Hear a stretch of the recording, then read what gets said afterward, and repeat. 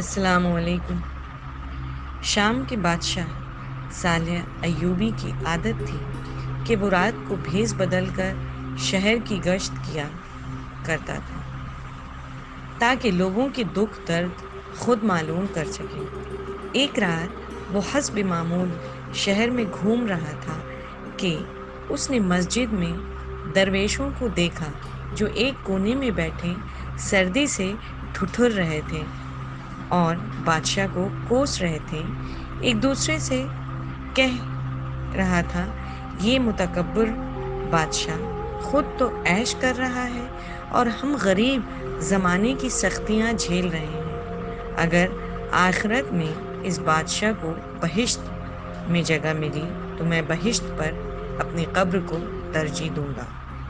دوسرا کہنے لگا، اگر صالح ایوبی بہشت کے دیوار کے قریب بھی آئے گا تو میں جوتے مار مار کر اس کا سر پھوڑ ڈالوں گا۔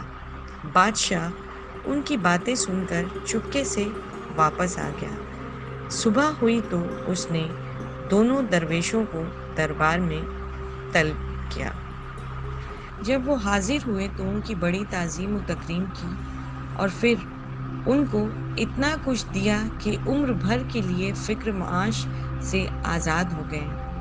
ان میں سے ایک نے بادشاہ سے عرض کی، جہاں پناہ، ہم خادموں کا آپ کو کیا پسند آیا کہ اس قدر الطاف و اکرام کے مستحق ٹھہرائے گئے؟ بادشاہ ہنس پڑا اور کہا، میں نے آج تم سے صلح کر لی ہے، امید ہے کل تم مجھ پر جنت کا دروازہ بند نہیں کرو گے۔